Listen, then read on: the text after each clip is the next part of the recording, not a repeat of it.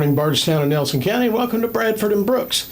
Jim Brooks and Margie Bradford with you. I see the sun peeking out.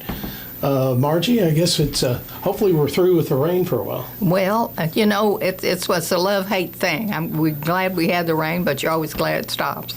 Well, I don't mind the rain except what it does to my yard.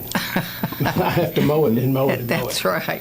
But well, it's either that or look at dead grass, Jim. You just can't win. You just can't win in this thing. Well, I'll tell you, when I was a young teenager, I hated August because you always have a dry spell there, and I was getting paid $5 of mowing for mowing my neighbors' yards, and I went without any income for about 3 weeks every August. So I was always praying for rain.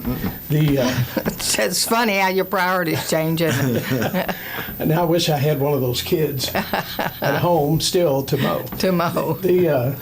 And of course, last night we had the late night thunderstorms rolling through, which weren't really severe, except I had a very close lightning strike at home, and it took out my microwave. Really? You hit the button and the light comes on, but nothing happens. So wow. Anyway, but of course I was on the computer, and the lightning struck, and I heard a click, something blew in somewhere. But nothing else was dead. So anyway, we may be doing a little appliance shopping this week. And then, of course, we have a dog that's scared of loud noises. Oh, yeah. And he spent the night in bed with me. Again. But he's learned, when he's really scared, he tries to crawl on top of my head sometimes. But he just kind of snuggled in behind me. Well, just look at this way. He's protecting your brain. Yeah, I know, but I can't move. I can't even get out of bed when the dog does that. So anyway, he lived through the night, and he finally got up after I got up. Well, today we have a very special studio guest with us. And Margie, I'll let you make the introduction. All right. Well, we want to welcome Sheriff Ramon Pineiroa, who's always very gracious to come on when we ask him to come on. But want him to talk about, maybe to start off with the DEA's push to, this is their month to say, bring in the drugs, bring in the medicine, to have people empty out their medicine closets where they've had medicine stored maybe from a previous illness or operation or injury, and to bring that in to be destroyed so that it eliminates the possibility of someone overdosing. And, of course, anything else he wants to talk about. Okay. Thank you all for having me. It's always a pleasure coming and speaking with you guys in the radio and having the listeners get informed on some of the things that your sheriff's office is doing. So the DEA has made a big push for the expired or prescriptions that are in your homes to be turned in, so there's no possible theft of those drugs or overdoses from kids, family members, anyone. Mm-hmm. And so we don't have an incinerator, but the Bardstown Police does, and they have a mailbox that you drop those prescriptions there. So that you could just go to the Bardstown Police Department, and there's a mailbox there, and you drop them in there, and they will dispose of those. Do not throw them down the toilet and flush them. It creates more damage than anything. But they've created a big push on that. Pills have been an ongoing issue with the opioid epidemic, and the opportunity of crimes, people break into your homes. The first thing that they're going to try to do is go to the medicine cabinet and see what's good for them to take, or take valuables that they can utilize to sell and buy their drug of choice. So we're blessed to be a partner with the DEA, having a deputy assigned with them, and we've done for a little bit over a year now.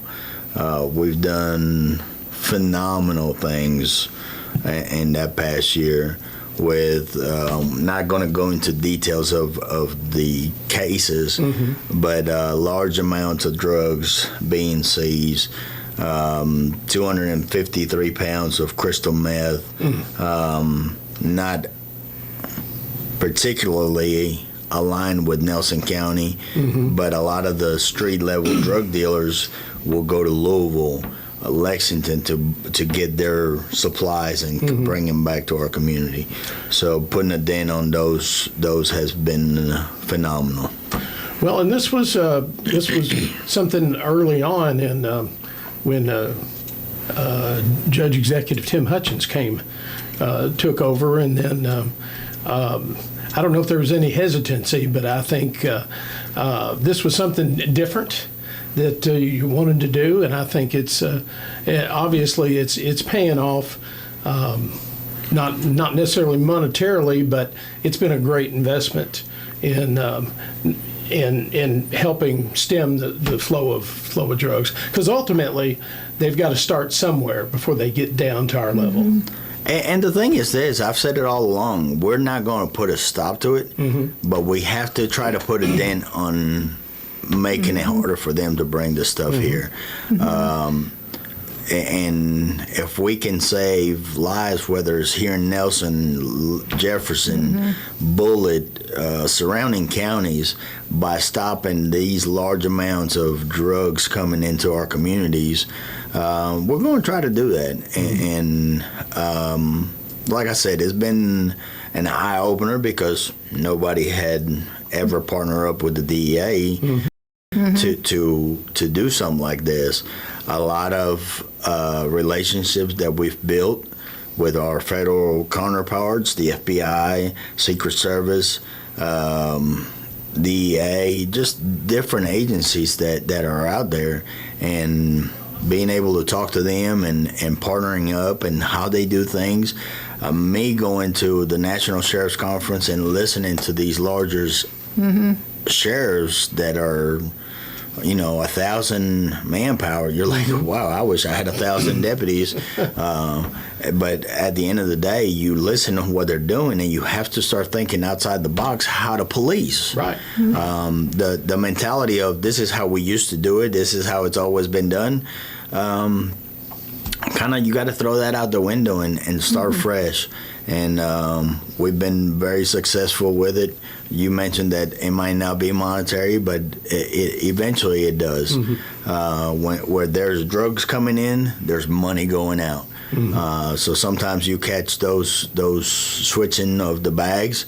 Now they've gotten smarter where they're not switching the product for the money, but they'll drop the product, and then later on they'll drop the cash off. So it's a lot of intel, detail, paying attention to how the drug game is evolving, because they're always on the move, and you got to try to stay right behind them and hit them where it hurts. Well, having your own man on working on these cases, that's got to give you a leg up here in Nelson County too, doesn't it? It does. What we're seeing now, it's that they're going to the bordering states, to Mexico.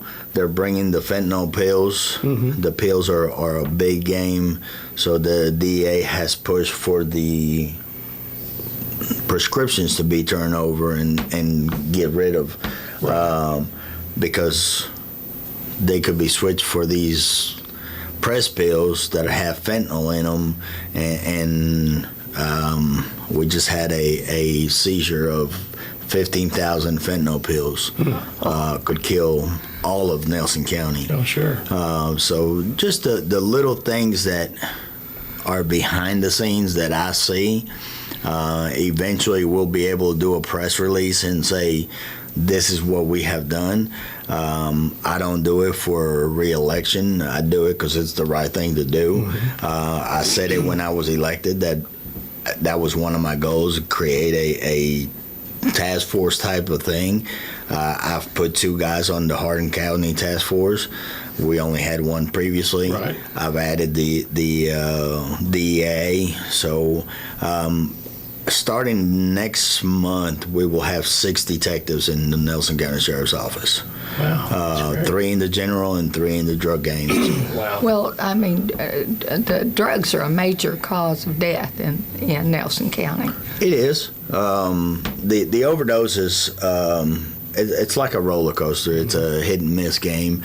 They bring the dope when they can go down to the south and bring those fentanyl, cocaine with fentanyl. They're lacing everything with fentanyl.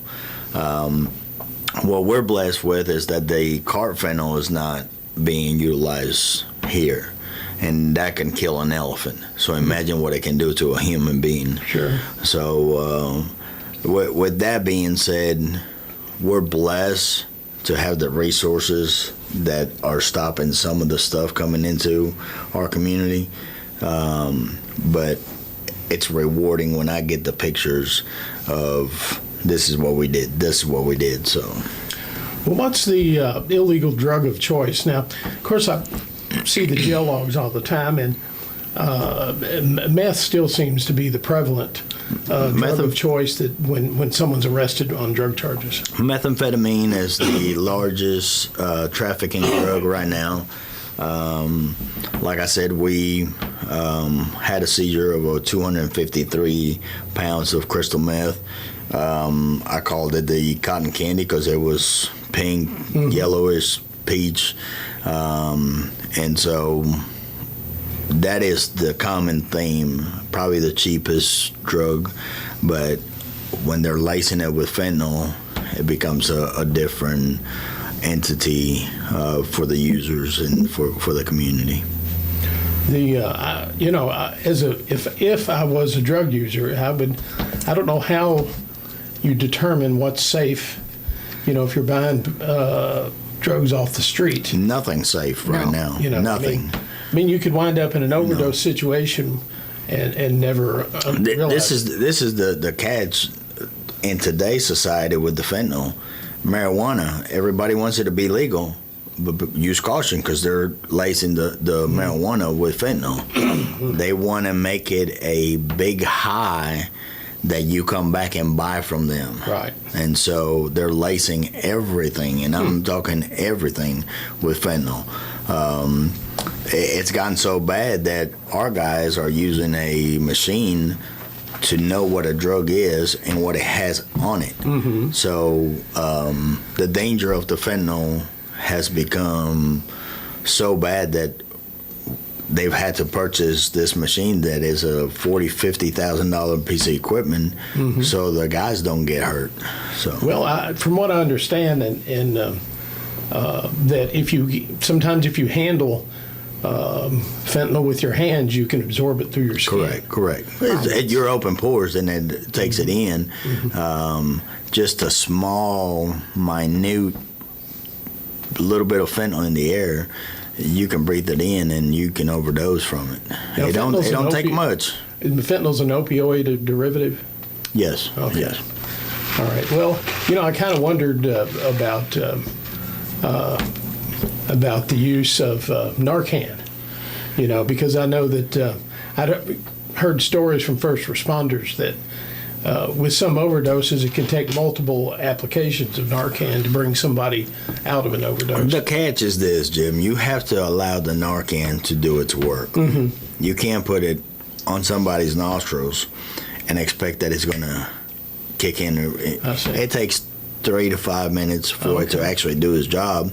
But when we're there, we're in the moment. We're like, let's save somebody's life. Sure. And that minute might seem like it was 5-6 minutes long.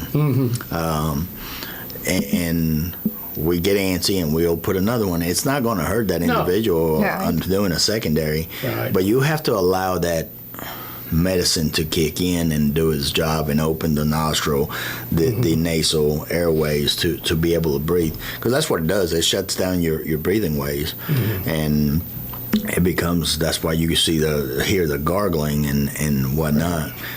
When families call and they're overdosing, they're not breathing, they're gargling. That's what it's doing. It's shutting down the airways. But now, you can have Narcan at the house. You just gotta know how to use it.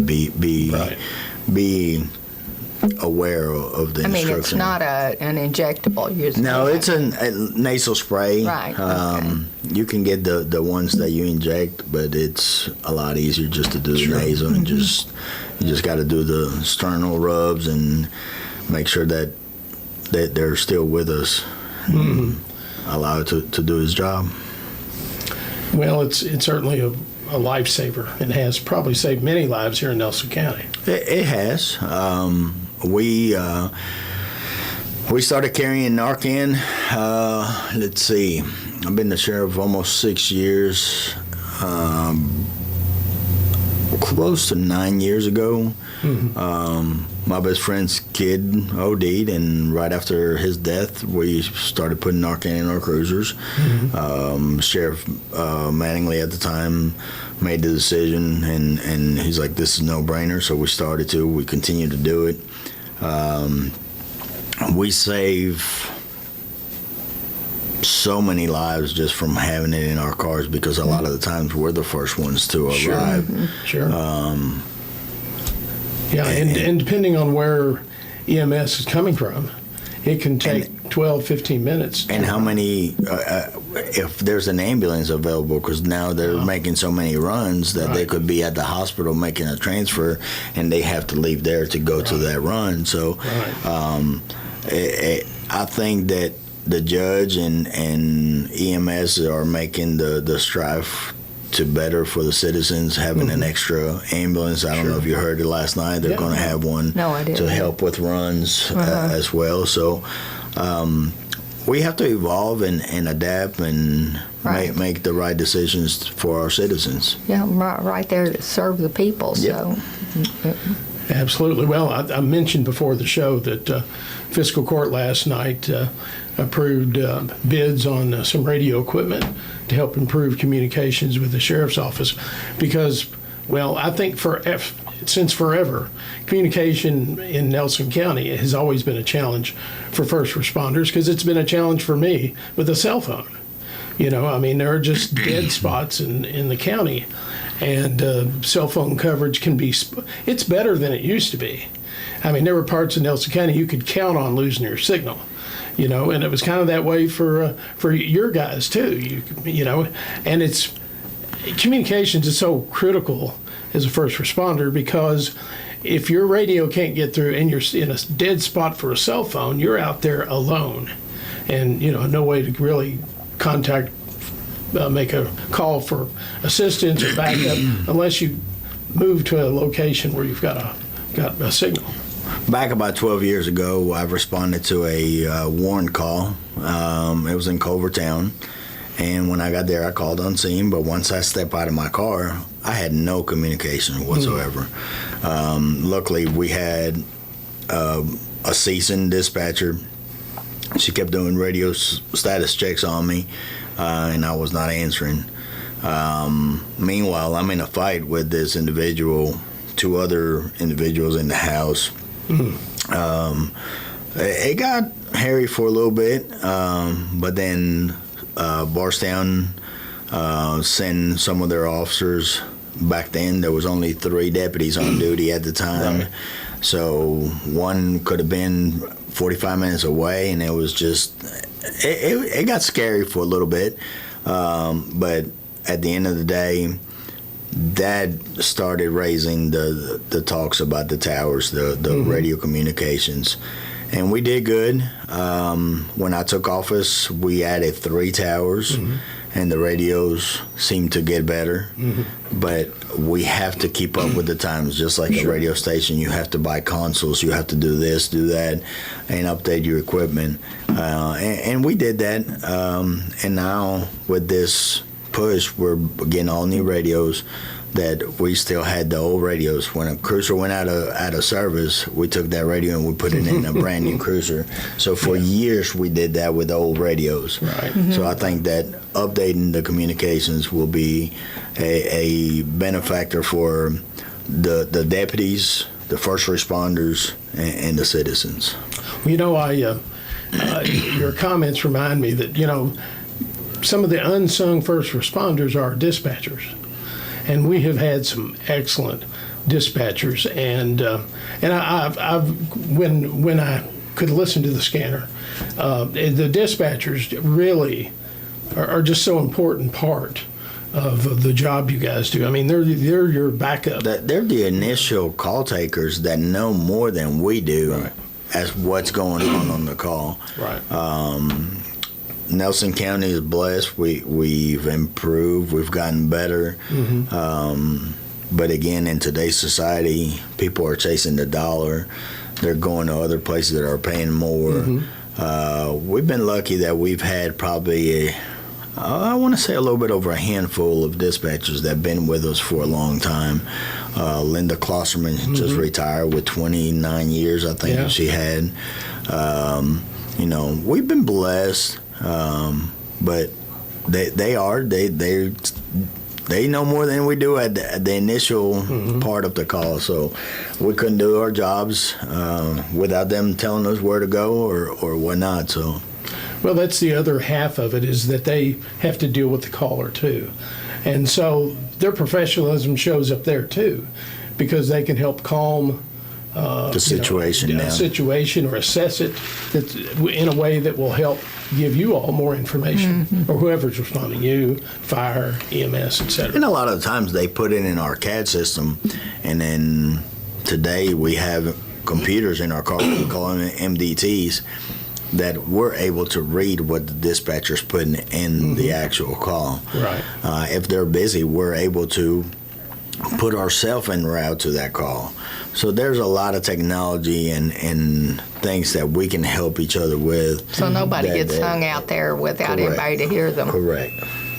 And that's been, when I first started, we didn't have the computers in our cars. Yeah. It was go when the radio called, and that was it. So. All right. Well, Sheriff, we need to take a commercial break. You're listening to Bradford and Brooks, and with our special guest, Nelson County Sheriff Ramon Pineiroa. And we'll be back in just a few minutes after these messages, so please stay tuned. All right, welcome back to Bradford and Brooks, Jim Brooks and Margie Bradford, and our very special studio guest, Nelson County Sheriff Ramon Pineiroa. And we've been sharing war stories about stolen cars, especially my old 1971 Volkswagen Type 3 Fastback that disappeared from in front of my house, or my parents' house, on South Center Street. And oddly enough, it's because I left the keys in the ignition. And of course, this is 1978, 79, and if we parked our car, my Volkswagen leaked oil like most Volkswagens, and my father wouldn't let me park it in our driveway, so I had to leak oil on the city street instead. And anyway, it was routine.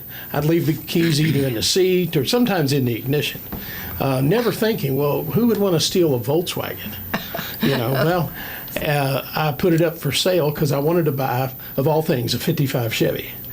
And so I was going to sell the Volkswagen and buy the Chevy. Well, the for sale sign in the window attracted some attention because about 6:05 one morning, my neighbor heard somebody get in and started up and drive away. They did a couple of donuts in the neighbor's yards, tore up some flyers, and then drove it out Boston Road, and they stripped it. Well, I had some fancy wheels and tires on it, of course, so they took those. And then they proceeded to break every window out of it, except one wing vent. So anyway, that was the end of my Volkswagen because we only had $500 in the car, and it would have cost way more than that to replace all that glass. So anyway, enough war stories, Raymond. I'll tell you what was interesting. The day after my car was stolen, and there were a lot of us on the Center Street that parked on the street. Nobody ever parked in front of their houses again. After that, everybody pulled around into the driveway. Anyway, unless their car leaked oil and their daddy made them Put it in the street. Yeah. Anyway, times have changed, and the sheriff's office has. There's lots of new tools to fight even people stealing cars or even just breaking in them now.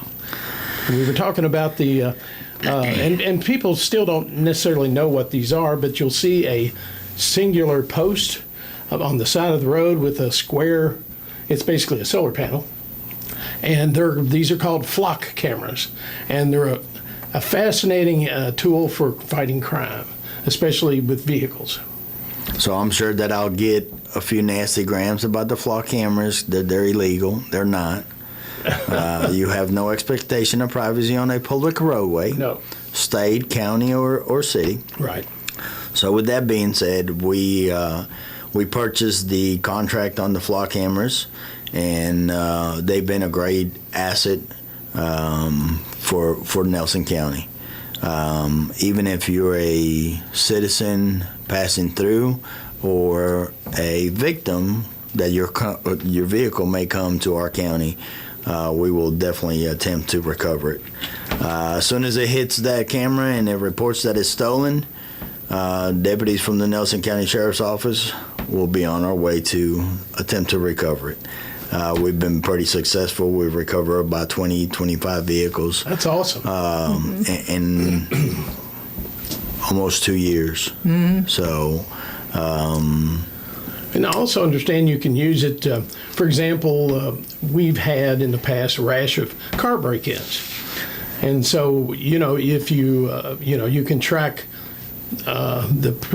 track vehicles, suspect vehicles. correct. When they come in and when they leave. We had a ring of juveniles and adults that came into Nelson County right when we had the flock cameras. Mm-hmm. And they were hitting Maywood, Corman's Crossing, everywhere. They came in a whole week and just raised havoc here. I'll brag on our staff, our detectives. They kick butt. They identified about 7 or 8. We had a multi-jurisdiction meeting with Mount Washington, the Barstown Police, E-Town, Bullitt County Sheriff's Office. A lot of agencies were involved in this meeting because they were working the same case that we were. Right. They were hitting town after town after town after town. One particular early morning evening, they went to 150 Quick Stop. And they were pumping gas, trying credit cards, because of course they had already hit several cars, taking their valuables, and they were hitting the gas station. Let me pump gas on this car. Let me go inside and buy this. And they were just trying credit cards right there at the register. So our guys worked their tails off, identified 1, 2, 3, and it trickled down effect. They were always masked up. Of course, COVID created that monster. Sure. And gloves and everything. Well, this kid was a white kid hanging around with African-American kids, and he had a tattoo in his hand. Well, he decided to take that glove off. Wow. And the trickle down on the social media effect created knowing who these individuals were. So I'm bragging on my staff for taking the time. We've created a lot of changes at the office by if you are a victim of a crime, a deputy will do the initial report, but a detective will, if he cannot solve the case, a detective will look into it and do those things. So we're trying to expand, do better things for the community. And at the end of the day, I have some of the best of the best, and they're put in the right spots for those reasons. I have a detective who is a computer guru. He likes to dig into the social media. He's awesome. And then the expansion, having a third detective in the office is going to be phenomenal for the community because they will have an extra set of hands and eyes on cases. So, but the flock cameras, they've been great. Just for that, the other detective, he likes the computer crimes and stuff like that. He's working on a case that we'll probably do a press release here shortly, but their Secret Service is involved, counterfeit money, and they're just slewing money everywhere all over the Commonwealth. Again, this is another multi-jurisdiction case, and again, I have to brag on them because this would not be done if they didn't take the time to actually and yes, do their job. Right. But they're there all the time working, busting their butts, putting the time into it, solving the case, because it may not be a crime that they stole something from you, but they did because they paid with fake money. So they're taking a business, they're taking their items without paying for it. Right. And so I'm tickled to death. I'm excited and know that technology is evolving, and we're going to try something until, if we don't like it, we don't have to continue the contract, but we'll try something until we get it right. Yeah, I think it was on social media. I saw that Judge Hutchins swore in a new deputy. Aaron Amshoff. I recognize his name from the jail logs as the arresting officer and I know he was with Fish and Wildlife. Fish and Wildlife. He was a warden, but he was a very active warden. Sure. They are the police. Yeah, and so sure. he liked to police, and so he's from Nelson County. A lot of kids that I've hired are from here, and we're trying to create that home environment. Right. So, Well, I'm sure they're more likely to stay if they're from Correct. Nelson Yeah, County correct. than to leave and go to another Correct. job. Well, I'd say with his experience, he brings some good experience, and plus he's working at home again. Of course, I don't know what areas he may have covered, for Fish and Wildlife, but if he's serious about law enforcement, then he's made a really good move. I think so. I think we made a really good move, bringing a homegrown kid back to Absolutely. his hometown. Absolutely. Mine is here, but he works in Hardin County. They're allowing him to work a night or so in Nelson, so it's kind of good to have him in the community. That they thought that I was doing all this work, and it was my son being proactive out here. So, but it's one of those proud moments that most of these kids I used to coach when I was coaching Little League or Right.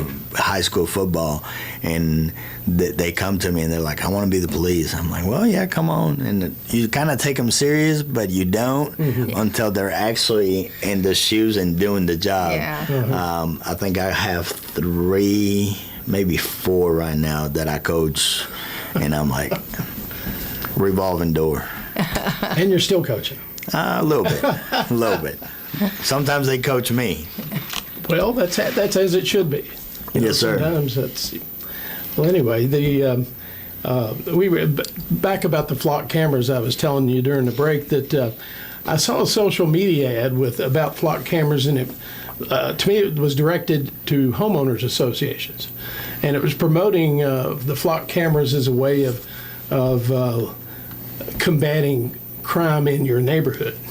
Because that, you've got a record of every vehicle that comes in and out. And that's a great tool for law enforcement to use if there's an incident involving a vehicle. Right. A lot of homeowners associations are going to those because of those reasons, and it's an inexpensive tool. Each camera, I think now it's $3,500. Of course, price increase as fluctuation happens in the country. Right. Right. But it's a tool that is going to be beneficial for every single resident that lives in that neighborhood. A lot of people call about a crime watch or neighborhood watch. That is perfect. I call that a 24/7 police officer on duty because we're able to go back and utilize that when a crime happens. Are we sitting there watching what it does? No. We don't have the time for Right. it. Right. Yeah. We use it as a tool to be able to solve crimes, just like that counterfeit money or that ring of break-ins that happened a year ago. So those are the things that we're using it for. I don't care where you're going, where you're coming from, unless you're doing illegal activity. Right. Stealing cars, trafficking drugs, things like that, then I care. Raymond, talk to us a little bit about the traffic situation. It's summertime. We've got a lot of tourists, and I think that we've had some traffic accidents, and maybe talk about the issues you all face there. We've had a few accidents, especially Louisville Road 245. We had a fatality where a young individual was walking on the road and was struck. And those are the sad days. Just be smart. If you are going to be walking, walk on the opposite side on oncoming traffic so they can see you. Wear bright colors, a road guard vest, or something that's going to be reflective. Things like that that create a preventative measure so the driver can see you. This evening was dark, and apparently was wearing dark clothing, and the driver couldn't see him. It was a sad situation. The other is leave 10 minutes early if you're in a hurry. I tell the guy, slow down. You're not going to get there faster. And I say it because it was said to me when I was a young deputy, first starting my law enforcement career. I wanted to be the first one there. I wanted to get there fast. And really, if you're doing 100 miles an hour, you're not going to get there but a minute faster. Just be cautious. Get up a little bit early. If you're running late, you're late. There's nothing you can do. You're late. If you're doing 75 miles an hour on a 55, you're not going to gain that lateness back. No. And be cautious of your other surroundings, your drivers, your motorcyclists, your bicyclists, your pedestrians. Just pay attention. It's a sad situation, not only for that family, first responders that go out there and see a person laying on the road. And then we have to get other first responders to come and reconstruct an accident because we want to get it right. If the individual that hit somebody was DUI or been drinking, they should be charged. But we also want to get it right and not charge somebody that it wasn't their fault. It's clearly an accident. No, correct. So I will tell you that I have had in my driving career I call them near misses. Somebody walking on the road at night, and it's like you don't see them, not wearing bright clothing, till you're right up on them. Yeah. And just by the grace of God, I hadn't drifted over by the edge of the road, and missed them. But it scared the bejesus out of me because it's, you never, it's almost like, the same thing happens on the parkway with deer. Of course, they're not wearing reflective gear, right. But I was on Interstate 64 late one night, and there was a buck. I don't know how many points. He went by too fast. He was standing on the line in the center of the road, and I probably could have reached out and petted him as I went by, but I was doing 70. I was trying to get home. And just, again, by the grace of God, I barely missed him. And, of course, anytime you hit him, and that was an old Plymouth, about 4,000 pounds, and hitting a fully grown buck, it would not have been pretty. And I think I might have been wearing a seatbelt. This was back in the day when seatbelts weren't a thing. Loose. No, they weren't a thing. Who wears a seatbelt? And no airbags. Yeah, and I was the only airbag in there. But just briefly on seatbelts, I think we need to thank our school system because I got more reminders from my kids when they were young. Daddy, you need to buckle up. You need to buckle up. And finally, I listened. I got tired of being, the complaints, but the school system really drove that into our kids, safety first. So, so to all the teachers who reminded all their kids to buckle up, it helped. That message got to parents too. And I think you're right because my kids are always buckle up. Mm-hmm. Don't you hear that thing, ding? Yeah. So. You mean somebody has to remind you?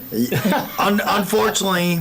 You get busy. We're all human beings. Mm-hmm. But yes, they have to remind me sometimes. But I've done a lot better than I used to. So when that little ding reminds her, you put your belt on and it quits, and it's kind of like the nagging stops. Well, I this summer I've had the misfortune to see an accident happen right in front of me, right in front of our car.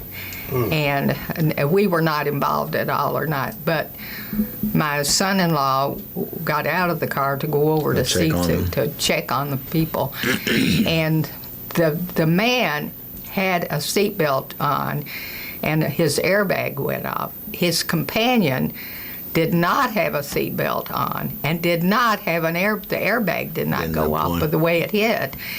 And she was in such terrible shape. When he came back to the car, he was weeping because it had rots of the. He stayed until the ambulance got there and the people got there, but she was so terribly injured that it really affected him. And that just shows you the difference. I mean, the man was talking and injured, but not by much. And we don't know if this lady lived or not. Just to touch up on it, we're blessed that a lot of people stop and check on these individuals that are in that vulnerability of an accident, because a lot of people would just keep going. They don't want to see that. Oh, no. This was like a four-way intersection. And so there were people who had stopped on both sides. Yeah, we're blessed. When I first moved to Nelson County and was married to my wife first 6 months, everybody would wave at you. And I said, "Who's that?" And she's like, "Oh, everybody waves." And so about 3 months later, I was the one doing all the waving as well. So, and it's just the culture, what we're used to seeing. And if you stop, your kids will stop when they're grown. Right. Yes. All right. Raymond, we got about 4 minutes left. Any reminders that you want to give to our WBRT listeners about staying safe this summer? Stay hydrated. I've been drinking a lot of water. I'll be riding a bike. I leave tomorrow. Yeah. So they started today. They started in Alexandria, and they were going to Warsaw today, about 65 miles.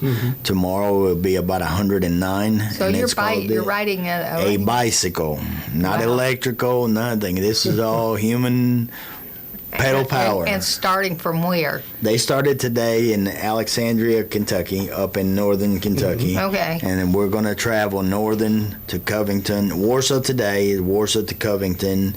And then they're going to start coming back southwest. And then they're going to go through Eminence, Louisville, Shepherdsville. So if you're free on Friday morning, we will be coming through 245 North 3rd to the Sheriff's Office. If you want to cheer us on and whatnot. Who is us? The Kentucky Brotherhood Ride. Okay. We're a bunch of first responders. We have some EMS and the former Nelson County Fire Chief, J.T. Bass.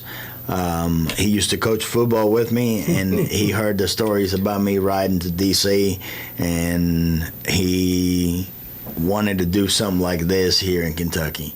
And so we got together and we created the Brotherhood Ride. There's only 6 Brotherhood Rides in the whole United States. All right. Are you going the whole route, or are you just doing your portion? I'm meeting them tomorrow, just Anchorage. And that's where I'll meet them. Oh, you're going to have a pretty good ride, too. But I'm going to have a decent little ride. Yeah. So I'm going to ride tomorrow from Anchorage to Shepherdsville. Friday, we'll get up at 7 and ride to Bardstown. We'll come down 3rd Street roughly about 7:45, 8 o'clock, maybe, give or take, depending how much wind sucking I'm doing and holding them back. I've been riding. I've been doing a couple of rides. I did a 30-mile rides and a 20. On a bicycle. Trying to get used to this heat, but overall, what we do is we honor first responders that were killed in the line of duty, and let the families know that they're never forgotten. Right. And that is what we're doing. Of course, being one of the founding fathers of the Kentucky Brotherhood Ride, we have stopped here before, and we're going to stop here again. So, All right. Well, we are out of time, Raymond. We'll look for you on Friday morning. Friday morning, 7:30, 7:45, 8:15, we'll come through 3rd Street around the courthouse. All right. Sounds great. I'll be waving at you from my home. All right, sounds good. All right. Well, thank you, Sheriff, and thank you for listening to Bradford and Brooks. We'll be back next week. Margie and I will be back, and we'll have another guest and another topic. Until then, have a great week, everybody.